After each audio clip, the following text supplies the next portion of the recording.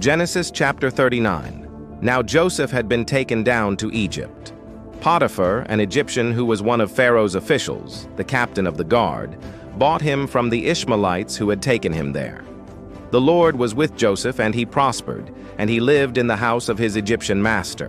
When his master saw that the Lord was with him, and that the Lord gave him success in everything he did, Joseph found favor in his eyes and became his attendant. Potiphar put him in charge of his household, and he entrusted to his care everything he owned. From the time he put him in charge of his household and of all that he owned, the Lord blessed the household of the Egyptian because of Joseph. The blessing of the Lord was on everything Potiphar had, both in the house and in the field. So he left in Joseph's care everything he had.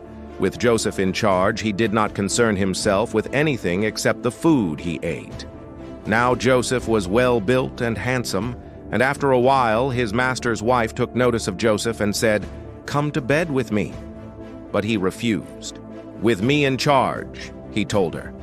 "My master does not concern himself with anything in the house. Everything he owns he has entrusted to my care. No one is greater in this house than I am. My master has withheld nothing from me except you, because you are his wife. How then could I do such a wicked thing and sin against God?" And though she spoke to Joseph day after day, he refused to go to bed with her or even be with her. One day he went into the house to attend to his duties, and none of the household servants was eyed. She caught him by his cloak and said, "Come to bed with me." But he left his cloak in her hand and ran out of the house. When she saw that he had left his cloak in her hand and had run out of the house, she called her household servants. "Look," she said to them, "this Hebrew has been brought to us to make sport of us. He came in here to sleep with me, but I screamed. When he heard me scream for help, he left his cloak beside me and ran out of the house." She kept his cloak beside her until his master came home. Then she told him this story: "That Hebrew slave you brought us came to me to make sport of me. But as soon as I screamed for help, he left his cloak beside me and ran out of the house."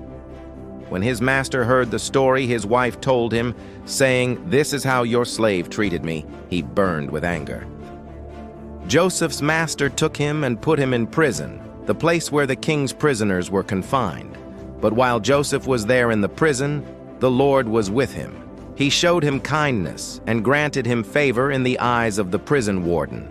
So the warden put Joseph in charge of all those held in the prison, and he was made responsible for all that was done there. The warden paid no attention to anything under Joseph's care, because the Lord was with Joseph and gave him success in whatever he did.